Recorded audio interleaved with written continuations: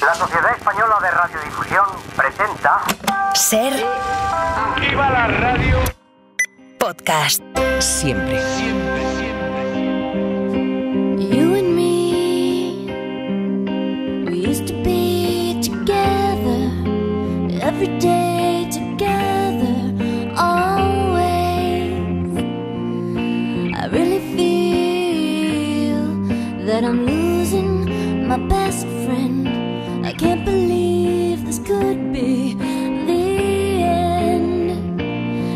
It looks as though you're letting go, and if it's real, well, I don't want to know. Don't speak, I know just what you said, so please stop explaining. Don't tell me 'cause it hurts. Don't speak, I know what you're thinking. I don't need your reasons. Don't tell me 'cause it hurts.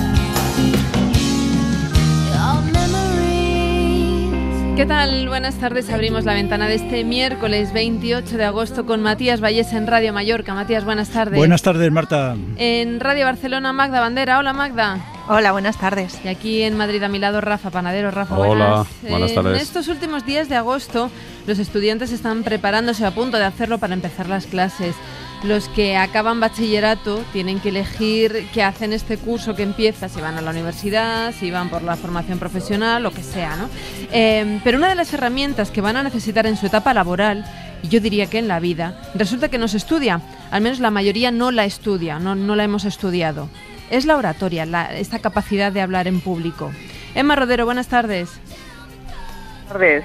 Emma es catedrática en Psicología de los Medios y Neurocomunicación de la Pompeu Fabra y ha dirigido el primer estudio sobre el nivel de oratoria en nuestro país realizado por el Observatorio Social de la Caixa.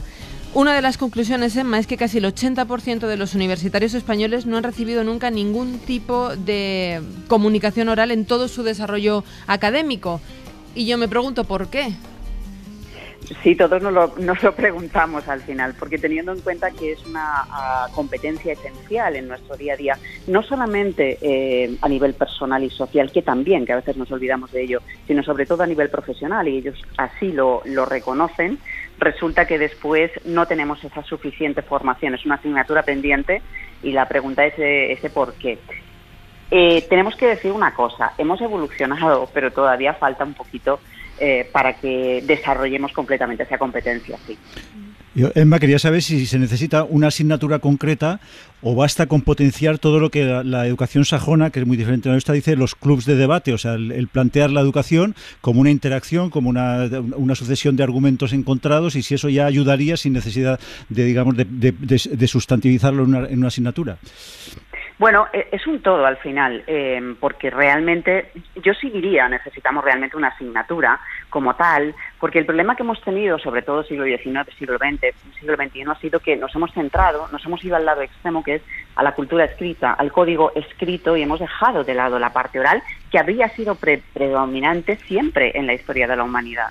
Y entonces ahí es donde yo creo que necesitamos reforzar. Yo diría que tenemos que hacer las dos cosas.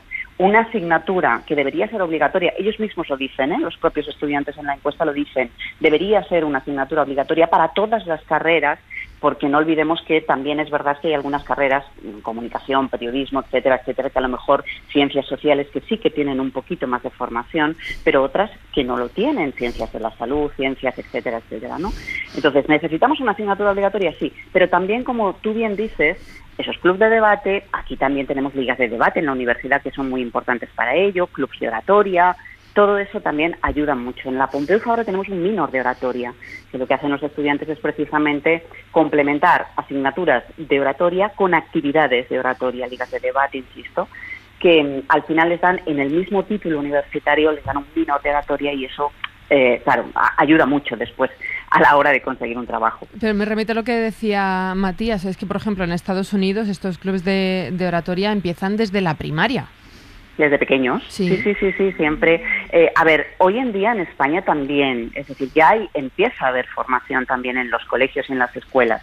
Lo que pasa es que todavía nos queda un largo camino por recorrer, porque como bien dices, en Estados Unidos, por supuesto, desde chiquititos, la cultura, el código oral ya se trabaja. En la universidad, por supuesto, en todas las carreras. Yo he trabajado en Estados Unidos y mis alumnos que eran de ingeniería tenían, por supuesto, una formación obligatoria en comunicación oral. O sea, esto es así. Nuestro país no es precisamente un ejemplo en esto, y yo creo que eso es lo que tenemos que empezar a tener en cuenta, porque la mayoría de las actividades que estos estudiantes van a realizar después, en cuanto acaben su carrera, van a ser orales. Lo primero que se van a enfrentar es una entrevista oral para conseguir un trabajo. Y después tendrán que defender un proyecto para conseguir financiación. Y todo eso va a ser oral. Profesora, volviendo a la idea de la asignatura, de la posibilidad de que haya una asignatura obligatoria, sería, en ese caso, habría que pensar si los profesores encargados de dar esa asignatura están realmente preparados. Es decir, ¿quién forma a los formadores en este asunto? Ahí has dado en la clave, porque eso es otro de los problemas que nos encontramos. Ya en primaria, nosotros hemos hecho un estudio con profesores de primaria y ellos mismos también reconocen que, aunque se ha avanzado, todavía falta por recorrer y que todavía la parte de la lectura y de la escritura son predominantes en detrimento del habla y de la escucha. No olvidemos a la escucha también, que también es muy importante. Y ahí, claro, el problema que nos encontramos es, vale, pero como bien has dicho, ¿quién forma al formador? Los profesores de primaria tampoco están preparados, o de instituto, para dar esa formación. Nosotros nos estamos encargando haciendo programas y haciendo proyectos de formar al formador, a profesores de instituto, a profesores de primaria, para que ellos tengan las herramientas básicas que les permitan impartir esa formación a sus estudiantes. Yo querría saber si hay una diferencia entre hablar y argumentar. Es decir, hablar, el hablista, el charlista, eso es una tradición muy castellana, muy castiza, muy nuestra, pero luego otra cosa es el argumentar, y yo lo que veo es que hay una insularización del saber, de las opiniones. Es decir, solo escuchamos a los que están de acuerdo con nosotros, solo leemos a los que están de acuerdo con nosotros. Eso ya está comprobado en Estados Unidos, donde miden estas cosas. Los periódicos New York Times los leen solo los demócratas, la Fox solo, por supuesto, la ven los republicanos. Es decir, el alumno necesita también saberse ser expuesto a argumentos contrarios a los suyos, aprender a defender cosas incluso en las que no cree, como hace cualquier abogado en el foro. Claro que sí, así es, argumentar al final. Para argumentar necesitamos hablar y sobre todo necesitamos un nivel, digamos, más avanzado, que es el nivel de la argumentación.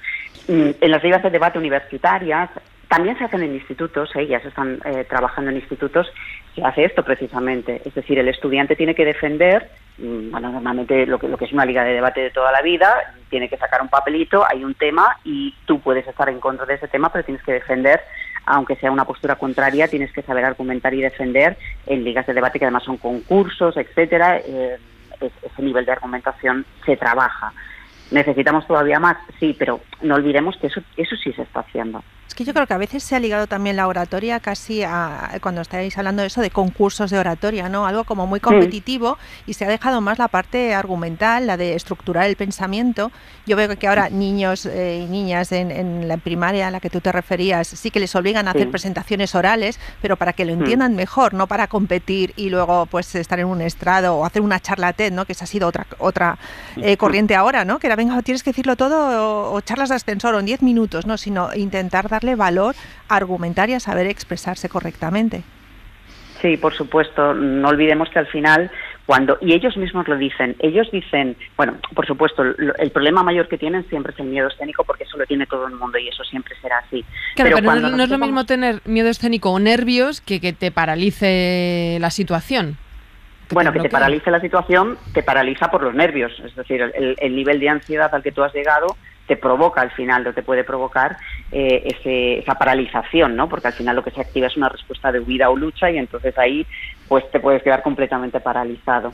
Pero una de las cosas que ellos dicen, y una de las cosas que yo me encuentro con profesionales también, es decir, con gente que está trabajando en empresas, es que la estructuración de la información, es decir, el cómo se trabaja la información, que también es una parte de argumentación, por supuesto, eso les cuesta mucho. Es decir, y eso al final es expresarme con claridad, es decir, que yo las ideas que tengo las sepa estructurar correctamente y realmente que la gente me entienda. Eso cuesta tremendamente. Los estudiantes universitarios lo dicen, pero por experiencia trabajando con con gente de empresa, también les pasa. Es decir, tenemos un problema con eso. Profesora, mencionaba antes la importancia decía de hablar, pero también de escuchar. Y estoy pensando en el hábito de hablar por teléfono, de conversar por teléfono. Los jóvenes prácticamente han perdido ese hábito de estar hablando sabiendo que al otro lado del auricular hay alguien escuchando, y han perdido la costumbre también de escuchar a alguien que les habla al otro lado.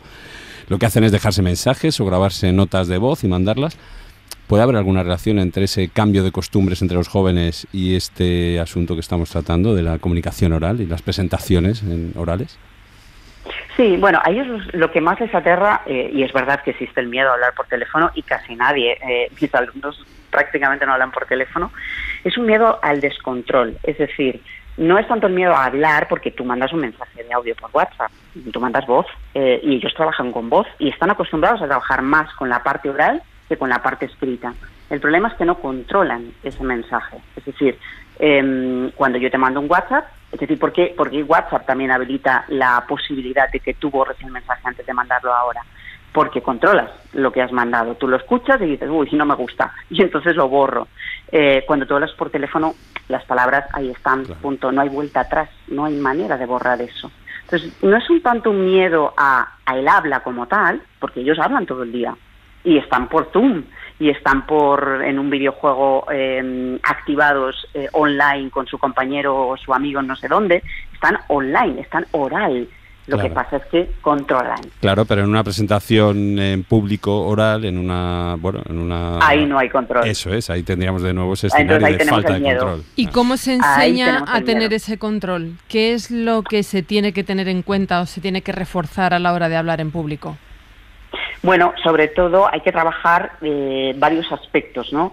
Nosotros diferenciamos entre factores internos y externos. Básicamente el interno es el control sobre tu propio cuerpo, sobre tu propia ansiedad, es decir, a nivel cognitivo, pero también a nivel fisiológico, que vemos que evidentemente los niveles de problemas fisiológicos que tienen estos estudiantes que reportan son complicados. O sea, el 52% de los estudiantes, más de la mitad, reportan haber tenido un problema serio a nivel fisiológico. Y cuando estamos hablando de serio, es serio.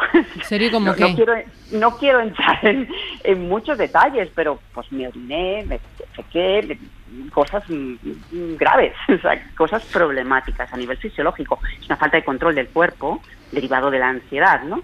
Entonces ahí hay que trabajar la parte cognitiva, es decir, la parte de control del ruido mental, etcétera, etcétera, la parte del cuerpo, que es fundamental, y después los factores externos que afectan. Es decir, nosotros tenemos un estudio con realidad virtual, nosotros trabajamos con realidad virtual, colocando a los estudiantes unas gafas de realidad virtual delante de un público muy extenso y colocándoles distractores además, es decir, el típico avatar que se levanta y de repente te pone en un aprieto, te hace una pregunta complicada, gente que se pone a hablar de repente, ruidos que suenan. Entonces los colocamos en situaciones complicadas, pero que se pueden dar en una presentación pública y se dan, de hecho, ¿no? Situaciones ante una pregunta complicada, que es cuando más hemos detectado que el nivel de ansiedad sube, ¿no? Ante las preguntas del público. Porque, insisto, una vez más, no hay control sobre las preguntas del público. Tú puedes controlar tu presentación, pero no controlas lo que te van a preguntar. Mencionaba antes... Es ese control el problema siempre. Mencionaba antes el tema de ciencias, letras. No sé si hay también diferencias en este tema entre chicos y chicas.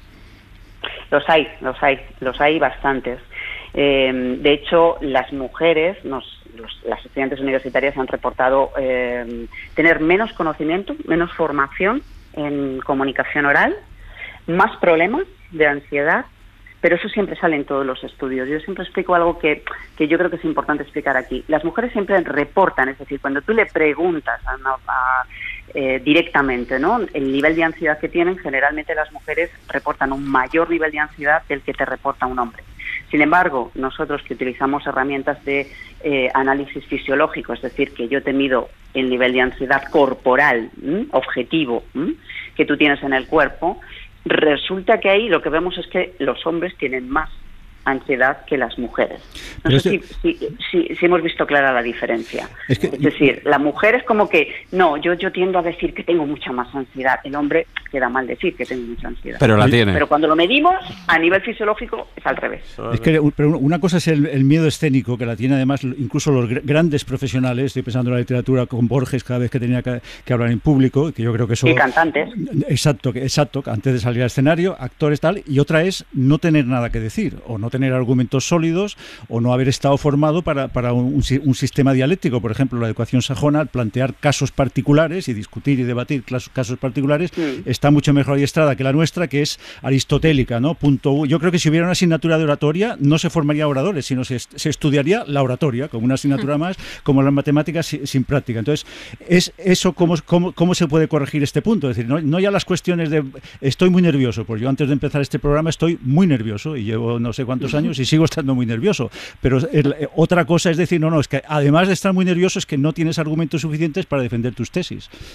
Claro, porque son dos competencias o son dos aspectos a tratar diferentes. Uno es la parte, si uno quiere, del miedo escénico, ¿no? No olvidemos que si tú tienes miedo escénico, eso te paraliza y se acabó la presentación. Otra cosa también que nos han dicho es el tema de la voz, que esa es otra. O sea, un 20% se quedan afónicos. Se han quedado afónicos alguna vez. Eso también es terrible. Sin voz, por completo. Una cosa es, vamos a trabajar el miedo escénico, es un aspecto importante. Y otra es, vamos a trabajar las competencias en comunicación oral, que es lo que estamos comentando ahora. La argumentación, el cómo estructurar la información, el cómo realmente ante una pregunta tú tienes que saber cómo estructurar esa información, cómo contestar, cómo argumentar, etcétera, etcétera. Eso es otra competencia que tiene que ver con dos partes, la comunicación verbal, pero también la comunicación no verbal, no la olvidemos. Son las dos cosas. Entonces ahí es donde tenemos que trabajar la comunicación, dentro de la comunicación verbal, la argumentación. Luego también me interesaba mucho lo que decías de cómo lo planteamos de manera diferente. Las mujeres muchas veces hemos hablado en reuniones en las que somos minoría, acostumbramos a ir ya como pidiendo un poco permiso, utilizando diminutivos, perdona, igual me repito, ¿no? Como coletillas que cuando además te vas oyendo decirlas, aún te pones peor, entras en un bucle, ¿no? ¿Hay algún consejo para parar ese tipo de bucles? Porque yo creo que vamos, son frecuentes. Sí, todo el trabajo de la comunicación verbal que estaba diciendo. Por cierto, no he dicho una cosa. Las mujeres han reportado mayor nivel de ansiedad, pero también precisamente por eso y por lo que tú estás comentando ahora, esa mayor inseguridad que tiene la mujer, ¿no? En una presentación pública, ellas nos dicen, se preparan más, improvisan menos. Ese tipo de cosas. Yo me preparo más porque tengo esa sensación de que no voy a llegar, ¿no? Y eso durante mucho tiempo ha sido así, y nosotros tenemos otro estudio también en el que las personas, sencillamente porque seas mujer o hombre, te valoran de manera diferente. El público, digo, la competencia que tú tienes se valora diferente si eres una mujer o un hombre, haciendo el mismo discurso, con el mismo contenido y de la misma manera. Yeah. O sea, eso también es una cosa que tenemos que cambiar. Entonces, esa inseguridad hay que cambiarla. Sí, eso se trabaja, por supuestísimo, en la parte de la comunicación no verbal, sobre todo con la manera de estructurar, ya he dicho, de trabajar esa información que tú tienes que dar. Eso se trabaja y se consigue sin ningún problema. Bueno, pues era una asignatura pendiente que nos parecía importante comentar. Emma Rodero, muchísimas gracias por estos minutos en La Ventana. Gracias a vosotros. Hasta la próxima. Esto de la inseguridad, de la vergüenza, de los nervios, nos puede pasar a la hora de hablar en público. Seguro que le pasa a Chollín a la hora de subirse a un escenario. Chollín, buenas tardes. Hola, buenas tardes. O de hacer algo un poquito más íntimo, más personal. Nos puede pasar, por ejemplo, al ligar. O depende del lugar en el que lo hagas. Se ha hecho viral un vídeo que dice que hay una hora concreta para ir a ligar a un supermercado. El vídeo son dos amigas, dos actrices de Canal Sur. Aquí estamos ya las dos con la compra hecha y dando vueltas. ¿Sabe que hay una hora de ligar en Mercadona? ¿Sí? Pero que me la acaba de decir ella. Le pone de 7 a 8 horas de ligar en Mercadona. Me he quedado de piedra. Nada, me está preguntando por el salmón ahumado. Si no supiera yo que ella ni come salmón. ¿Ni ahumado? Ni ahumado. Ahora todo el mundo me parece que está aquí de 7 a 8. Para lo mismo. Para lo mismo. Estoy viendo padres con hijas, madres con hijos. ¿Pero por qué están separados? Hay gente que lleva un rato dando vueltas. Igual que no nosotras. No, pero no llevan nada. Nosotros llevamos el carro lleno. No están ni disimulando.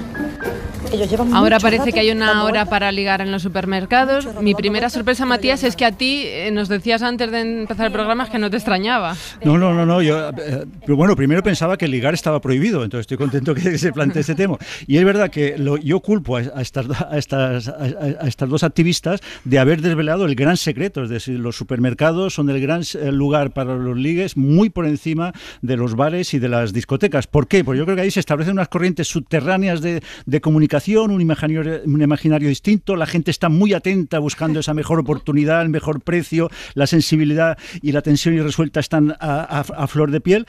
A mí tengo que decir que nunca me ha ocurrido nada especial, pero estoy dispuesto a creer cualquier alternativa en un supermercado. A lo mejor es que no has cogido la piña. Porque sabes que hay salmón pasos. ahumado. No, es una piña. Sí. La regla es que tienes que coger una piña, ponerla al revés y te tienes que chocar con el carro de otra persona que también lleva otra piña al revés. Buah, lo que se aprende en la ventana. Bueno, claro. Sí. Oye, Matías, claro, supermercados no te ha sorprendido. Yo tengo el caso, y siempre lo cuento, de un amigo que ligó en una junta de vecinos, que se me ocurre pocos escenarios y ambientes tan hostiles como para concretar. Escenas de violencia en juntas de vecinos, por tanto. Pues lo contrario. Bueno, esto de ligar puede ser en un supermercado, en una junta de vecinos o en una librería. Dice la editorial Capital Swing en sus redes sociales que les están llamando muchas libreras para comentar sorprendidas la nueva forma de ligar, que consiste en chocar a propósito con otra persona que lleva en sus manos un libro del capitán, hacer caer los libros y recogerlos intercambiados.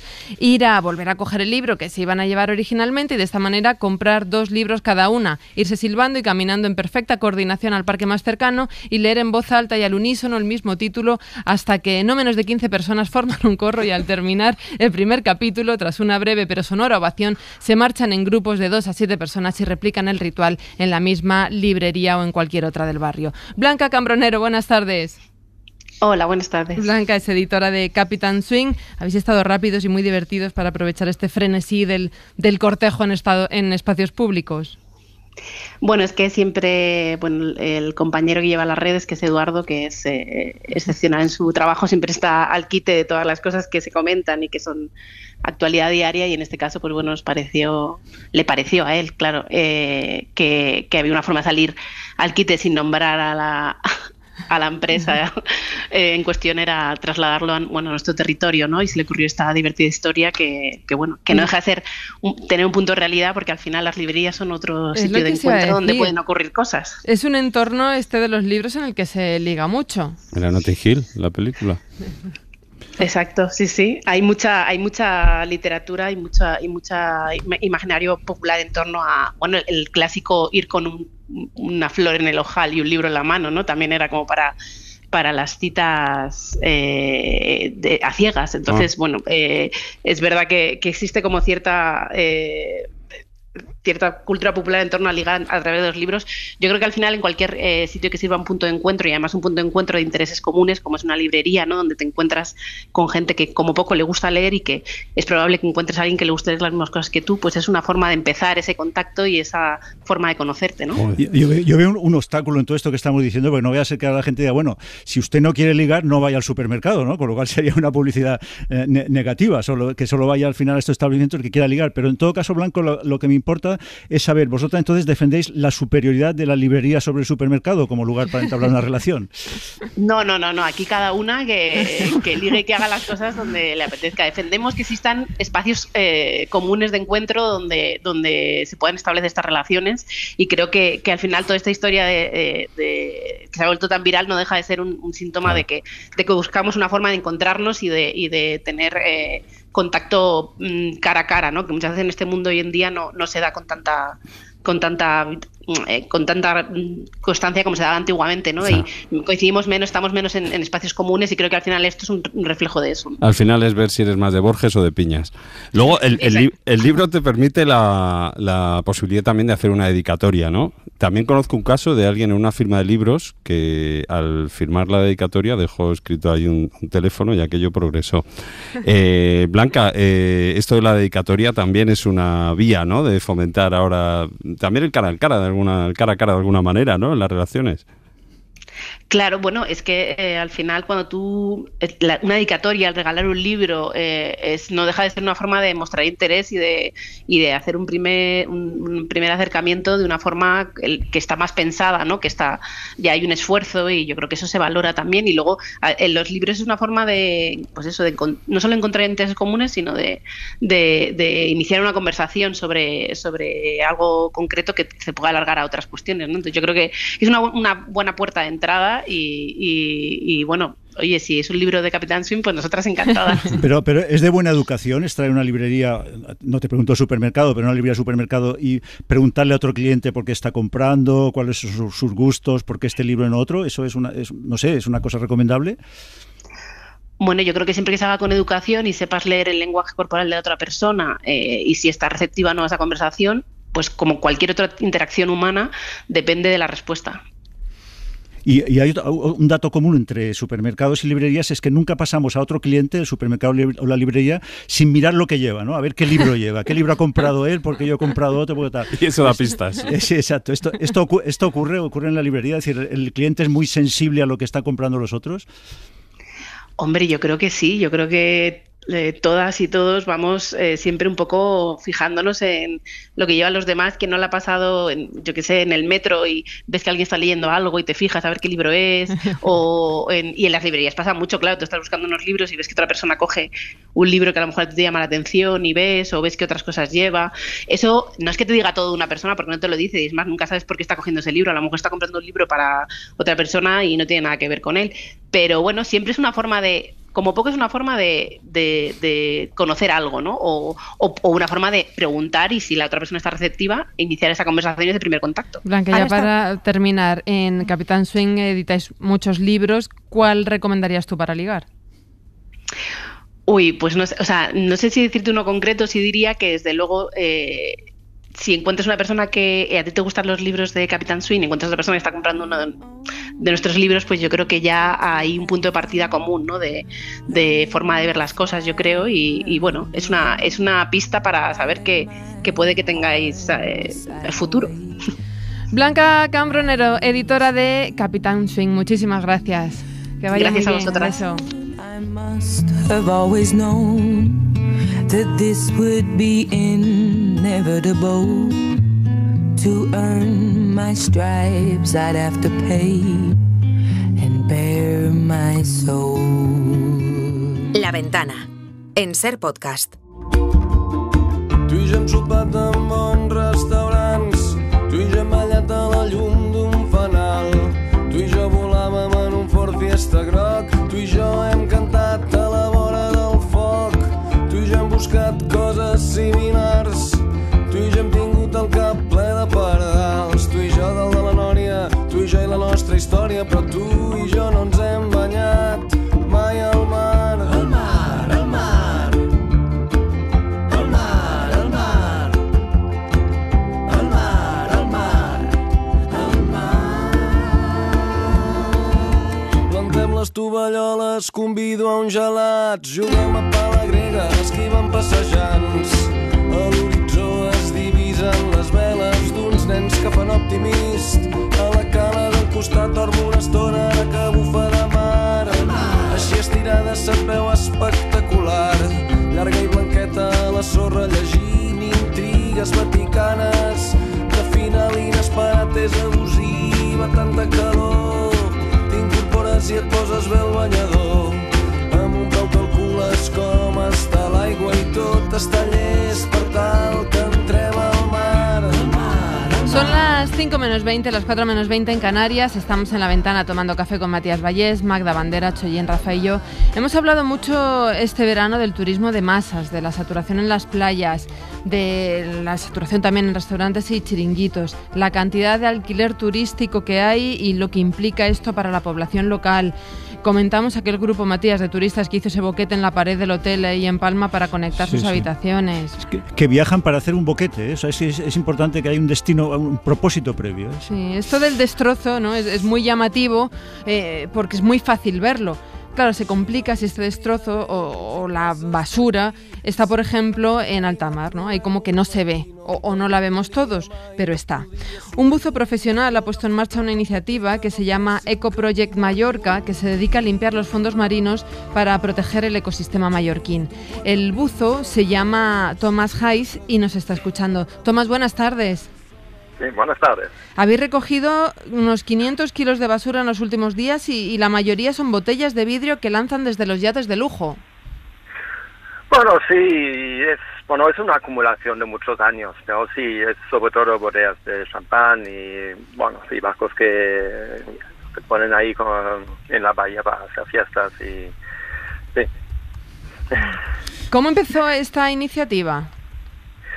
Bueno, yo soy buzo industrial y trabajo bajo el agua y nos interesa de mantener el fondo marino limpio.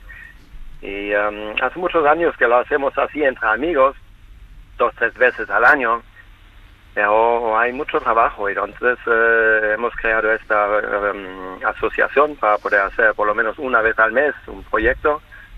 Y bueno, el último era en Port Alsveld y bueno, a veces los fines de semana vamos a sitios para ver cómo está y hemos visto que ahí había mucho. Y entonces hemos ido ahí a hacer un proyecto. Otras veces vamos en otras zonas, recuperar plásticos, bueno, lo que encontramos. En estos casos, Tomás, siempre hay una polémica sobre la autoría de la basura. Claro, nadie ha echado la basura, pero los bañistas, los bañistas playeros no suelen llevar botellas de champán en sus neveras. Por tanto, los sospechosos, efectivamente, son los yates. Yo te quería hacer una pregunta en sentido contrario. ¿Qué pasará que si volvéis de aquí 10 años a esta playa, Port Albays, qué habrá cambiado en el fondo de Port Albays de cómo estaba cuando la encontrasteis? Bueno, la verdad es que muchas de esas botellas están ahí muchos años, que se ve por la vida marina que tienen y hay muchos también que están bastante enterrados, a veces hasta medio metro, 1 metro bajo la arena. Y puede ser que están ahí unos 10 o 20 años y con las tormentas, con los temporales, se mueve la arena y salen y bajan. Entonces no es fácil de decir exactamente. No, se ve, es verdad que hay entre los 400, 500 botellas que había, algunas están bastante nuevas, pero son pocas, la mayoría están ahí muchos años. ¿Cómo está la normativa a la hora de castigar o intentar que no se lancen esas botellas al mar? Bueno, es obvio que es totalmente prohibido, pero es muy difícil. Los barcos que están ahí se quedan toda la noche y si por las 3 o 4 de la mañana alguien tira una botella, va a ser muy difícil para saber quién la ha tirado. También hay gente que vigilan que donde ponen los anclas para la posidonia y todo eso. Eso es más fácil, porque el barco durante el día vienen y hacen una inspección y esto se puede ver al momento. Una botella que se tira ahí a las 3, 4 de la mañana es muy difícil. Claro. ¿Y tenéis algún tipo de ayuda del ayuntamiento o de las autoridades locales? Todavía no. Sé que hay unos fondos para eso y puede ser que más adelante lo intentamos conseguir alguna ayuda para poder hacerlo más a menudo y mover más volumen, porque hay trabajo. Entre tiempo, en un primer tiempo lo he pagado yo de mi bolsa. Cada vez que salimos son unos, entre 80 o 150 euros para los bocadillos y guantes para los voluntarios, cosas así. Ahora he empezado a reciclar metales viejos, chatarra de los superyates, porque yo trabajo en el puerto donde están todos los superyates. Y mi idea era de reciclar los metales, que cuando hacen reformas en los barcos, hay muchos cables eléctricos, ánodos, cosas de barcos. Y la idea es de vender este material, entonces reciclar este material y con el dinero que se puede ganar con eso, vamos a la playa y limpiamos las playas. Si ganamos de los dos lados, reciclamos de una parte el metal viejo de los barcos y vamos a la playa a limpiar. Esto es la idea de nuestra asociación. Economía circular perfecta, recicláis absolutamente todo, hasta la financiación. ¿Y qué tipo de gente va contigo, que estáis en la asociación, viendo a recoger todos estos materiales? Realmente hay de todo ahí y es interesante porque se hacen nuevos amigos entre extranjeros que viven aquí, local, gente marquina y turistas, incluso a veces espontáneos de la playa participan. Entonces hay mucho soporte de eso. La gente le gusta ayudar. Lo que falta muchas veces es solo organizarlo. Individualmente así no se animan. Pero una vez que alguien lo organiza, se ponen. Y a veces que no tengo suficiente. Ya tenía más gente que bocadillos. Claro, pues, sí, exacto.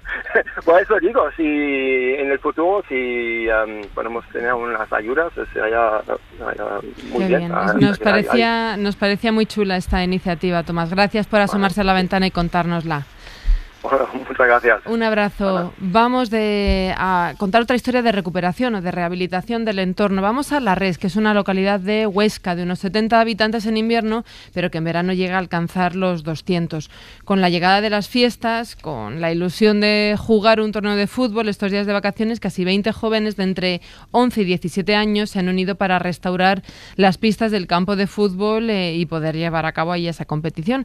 El caso es que ese trabajo que han hecho durante varios días lo han ido mostrando en redes sociales, llegando a las 10 millones de visualizaciones en TikTok. Eric Hernández es uno de estos chavales. Eric, buenas tardes. Buenas tardes. ¿Cómo se os ocurrió la idea de rehabilitar este campo de fútbol? Pues bueno, la principal idea fue la de hacer el torneo. Nos animamos todos porque el poli no estaba en buen estado y pues nos pusimos manos a la obra y entre todos los chavales del pueblo decidimos reconstruir el poli. ¿Y quién os daba el material? Porque ¿tú cuántos años tienes, Eric? Yo tengo 15 años y bueno, el material, pues el cemento, por ejemplo, nos lo daba el ayuntamiento y nada más. Lo demás, la pintura, a un señor del pueblo que es pintor y nos ayudaba y nos guiaba cómo pintar todo y todo lo demás, pues nosotros lo hemos hecho. Pero a ver, esto, por ejemplo, el señor pintor del pueblo, ¿fuisteis a convencerle? ¿Cómo fue esto? Pues bueno, la principalidad fue esta, la del poli. Fuimos a él y le dijimos, necesitamos tu ayuda, y él dijo que sí, y pues todos los días venía a ver cómo íbamos con la pintura y nos guiaba. Y con la difusión enorme que ha tenido esto, Eric, por ejemplo, a través de TikTok, ¿os habéis encontrado interactuando con otros jóvenes, otros chicos de otros pueblos que querían llevar a cabo iniciativas similares, que os pedían consejo de cómo hacerlo? No, una cuenta que vimos, me lo dijo mi madre, vimos una cuenta que hacía lo mismo, ponía las mismas canciones y todo de los días, pero bueno, al final somos un ejemplo y la gente nos sigue. ¿Y aparte de útil, ha sido divertido? Muy divertido ante todo eso, porque vamos a trabajar y nos divertimos, no vamos serios, vamos a pasárnoslo bien. Eso es importante. Ahora estáis buscando otros espacios para rehabilitar. Sí, bueno, de momento vamos a hacer vídeos en las fiestas, que son en 2 días, que llamamos a todo el mundo para que venga a las fiestas, que son una locura, y vamos a hacer vídeos de todos los días preparando todo. Eric, pero ¿cómo estaba el campo, para hacernos una idea? ¿Qué es lo que os encontrasteis? Pues nos encontramos que, pues mira, por ejemplo, ahí está dividido como en placas, pues entre esas placas había pieles de culebras, por ejemplo, raíces, todo eso había que taparlo con cemento, las líneas sin pintar, las porterías oxidadas, había que lijarlas, la barandilla lo mismo. Wow. Y toda la porquería que había, quitarla. Y cuando se lo dijisteis a vuestros padres y al alcalde, ¿os tomaron en serio? Al principio, bueno, mucha gente, yo que vi que se reían, pero luego ya cuando vio el primer vídeo, todo el mundo, cuando te encontrabas a alguien en el pueblo, te decían, ¿habéis subido ya el día 2? Y se ponían a mirarlo. ¿Y tú quieres ahora que esto sea tu profesión, Eric? ¿Has descubierto tu vocación en esto, en la rehabilitación, la reforma de espacios? No, lo mío es yo quiero ser periodista. ¿Quieres ser periodista? ¿De qué? Deportivo, de fútbol. Bueno, de todos los deportes en sí. Por eso has reformado un polideportivo, ¿no? Como primera es un buen reportaje, ¿eh? Sí, sí. Efectivamente. ¿Pero el campo ya está listo? ¿La habéis dejado ya perfecto? Ya, el día 23 jugamos el torneo, el día 23 de agosto lo jugamos. ¿Y ganasteis, perdisteis? Perdimos en semifinales el equipo de La Res, pero bueno, lo importante es que nos divertimos. Oye, para el año que viene, ¿ya estáis organizando el siguiente? De momento no, pero va a haber y a lo mejor hacemos junior, porque con todo esto que ha llamado, que si el TikTok y todo, pues hemos visto que lo ha visto tanta gente que a lo mejor hacemos junior. Eric, ¿tú no eres de allí o sí? No, yo soy de Getafe. ¿Y estás ahí de vacaciones por la familia o cuál es tu relación con el pueblo? Mis abuelos son de aquí. ¿Y pasas el verano allí? Todos los veranos. ¿Hasta cuándo te quedas ahora? El día 4 ya vuelvo. Bueno, a Getafe, con mis abuelos y mi madre. Pues nada, ya tienes una gran historia de verano que contar cuando vuelvas. Pásalo bien en las fiestas. Gracias. Un beso. Adiós. Cuando salí de Cuba, dejé mi vida, dejé mi amor. Cuando salí de Cuba, dejé enterrado mi corazón. Late y sigue latiendo, porque mi tierra vida le da. Pero llegará el día en que mi mano lo encontrará. Cuando salí de Cuba, dejé mi vida, dejé mi amor. No, estaba pensando que habríamos con el tema de la comunicación oral, la expresión en público y tal, y Eric hablaba bastante bien, va a tener 15 años. Que se hablaba bien. Me he quedado pensando cómo será lo del cemento. Un chaval de 15 años poniendo ahí el cemento, porque en la pintura ha dicho que le han ayudado, pero lo del cemento... Bueno, todo es ponerse. Sí, habla bien Eric, además tenía clarísimo que quiere ser periodista deportivo, y lo será. Otra de las grandes que hablaba muy claro era Celia Cruz, y me he acordado al leer esta noticia, porque venía Chollín y el otro día hablábamos de ella, porque ya está en circulación las monedas de 25 centavos en Estados Unidos con la imagen de Celia Cruz. Es la primera afrolatina en aparecer en una moneda de Estados Unidos. La moneda forma parte de una serie llamada American Women Quarters, que comenzó a emitirse hace un par de años con el fin de honrar los avances y las contribuciones de las mujeres en Estados Unidos, y que a esta mujer cubana la honren de esta manera por apareciendo en una moneda de 25 centavos. La verdad es que me llamaba mucho la atención y quería comentarla con vosotros. Sí, es una personalidad indestructible. Yo la he visto actuar, como tanta gente, por supuesto, pero en una plaza de toros, y es que era tremendamente contagiosa. Lo digo por lo que hablábamos antes también, que decía ahora Rafa de la oratoria. Yo la semana pasada escuché hablar a Hillary Clinton, a Michelle Obama y a Kamala Harris, y de verdad no veo ninguna desventaja. Al revés, yo creo que todos son ventajas en las mujeres respecto a los hombres en público, por lo menos en Estados Unidos. Sí, la verdad es que en Estados Unidos hacen mucho hincapié en eso y hablan muy bien. Quiero comentar con vosotros una última noticia. Javier Gregori, buenas tardes. Hola, buenas tardes. Hay 2 astronautas varados en la Estación Espacial Internacional. Iban a estar 2 semanas, van para 2 meses y más, porque hasta enero-febrero no vuelven. Así es, estropeó su nave, que es una nave espacial nueva, Starliner, fabricada por Boeing, y llevan ya 2 meses y solo llevaban en sus maletas pues prendas para vestir o cepillo de dientes para 2 semanas o comida para 2 semanas. Y llevan 2 meses, como decías, van a tardar 4 meses más, porque la NASA ha decidido que no regresen a la Tierra con la Starliner, con esta nave nueva que ha dado muchísimos problemas. No se la quieren jugar, la seguridad de los astronautas es lo más importante, ha dicho Bill Nelson, que es exastronauta y administrador de la NASA. Y bueno, Sunita Williams y Barry Wilmore pues están ahí en la estación. La verdad es que eso demuestra la flexibilidad que tiene la estación. Había 7 astronautas, ahora son 9, y les han mandado más suministros y están allí pues en una especie de vacaciones, ¿no? Porque tampoco tienen trabajos asignados, pero para un astronauta yo creo que estar 7 meses en la estación pues nunca les viene mal. La idea es que en vez de volver con Boeing, como estaba previsto, vuelvan con SpaceX. Sí, pero claro, esto se va a liar porque ahora mismo SpaceX quiere mandar al espacio, quería mandar el lunes una nueva nave Dragon, sí, y ha tenido el mismo problema que ha tenido la Starliner, y la tuvieron que suspender el lanzamiento, es decir, una fuga de helio. En principio está reparada, pero mañana es el nuevo lanzamiento de una misión espacial nueva que puede complicar todo esto un poquito más.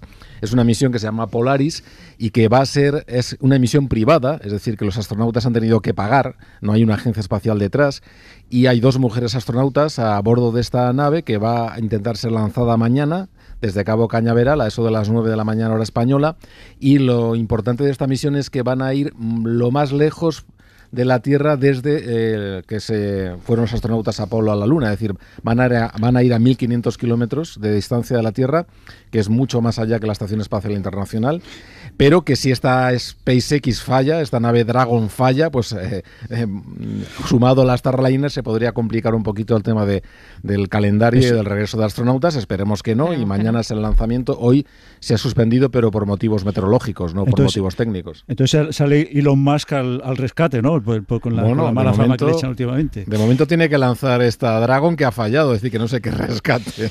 Pero sí, en teoría sí, las naves Dragon no están fallando. Esta ha sido una de las últimas que ha fallado. No están fallando. La verdad es que la nave Dragon tiene menos capacidad, es más pequeña que la Starliner, pero claro, Starliner, Boeing ha recibido más de 1.000 millones por parte de la NASA, lleva un retraso de 3 años y la primera nave tripulada pues ha fallado, es decir, que no es un buen comienzo. Esperemos que vaya mejorando, porque es una nave mejor que la Dragon, con más capacidad, con nuevos trajes espaciales, con más espacio para los astronautas, es decir, una nave del siglo XXI frente a SpaceX, que es más o menos copiar el modelo de las Apolo, ¿no? Pero bueno, está esta competición, que a ver quién gana, ¿no? Y estos son astronautas profesionales que yo vengo siguiendo esta noticia con cierta preocupación, pero veo que se trata siempre en tonos muy sofocados, muy suaves. ¿Cuánto deberíamos preocuparnos, Javier? Pues yo creo que en principio no mucho, porque Sunita Williams y Barry Wilmore son 2 astronautas profesionales de la NASA que ya sabían, es decir, todas las naves se han probado por primera vez, todas las naves al principio suelen fallar, pero la seguridad es lo más importante, y yo creo que haya ido a la estación espacial demuestra que la Starliner resiste. El problema es la reentrada, que yo creo que no hace falta jugarse el tipo, ¿no? Van a intentarlo, supongo que esta nave reingresará sin tripulación y veremos a ver qué pasa o qué hubiera pasado, y yo creo que no, que los estándares de la NASA son muy altos. Decía Bill Nelson que no se la quieren jugar después de que la nave Columbia, al regresar, el transbordador espacial Columbia, al regresar hace unos años a la Tierra, explotó. Claro. Cuando se pensaba que no había problema, había un pequeño agujero en el fuselaje. Los técnicos de la NASA dijeron que no había problemas, que iba a aguantar la temperatura de más de 1.500 grados centígrados, y al final no aguantó. Hubo una especie de reacción en cadena que no se esperaba y murieron los 7 astronautas, y claro, no se quiere repetir este negro viaje, con lo cual yo creo que todo lo que sea por la seguridad de los astronautas es bienvenido, pero hay que recordar que en el espacio, a esas altísimas velocidades y con esas temperaturas de fricción en el reingreso a la Tierra de más de 1.500 grados, pues siempre hay un índice de fallos, y los astronautas son conscientes de ellos. El problema es esta nave con astronautas no profesionales, con astronautas privados. Ahí la cosa se complica más, porque claro, digamos que no estarían tan preparados como los profesionales. Son turistas, en realidad. Bueno, no son turistas, porque el turista no va a trabajar. Estas 2 astronautas no profesionales son científicas, van a batir un récord de permanencia en el espacio, van a hacer el primer paseo espacial fuera de la nave, no oficial, no profesional, y van a aprovechar para hacer experimentos espaciales. No son turistas, pero no son astronautas profesionales. Pero bueno, yo creo que estamos en ese cambio de... Los primeros aviones también eran tripulados solo por pilotos profesionales, y ahora volamos todo el mundo. Es decir, que en el espacio estamos ahí en esa frontera, ¿no? Bueno, pues a ver qué pasa. Javier, gracias. Hasta luego. Matías, mañana repetimos. Me voy al supermercado para llegar con tiempo. Pero a partir de las 7. Suerte, Acuérdate Matías. de la piña, Matías. Tienes tiempo. 2 piñas voy a llevar. Un beso, Matías. Un beso, hasta Magda, mañana. seguimos nosotras. Para no perderte ningún episodio, síguenos en la aplicación o la web de la SER, Podium Podcast o tu plataforma de audio favorita.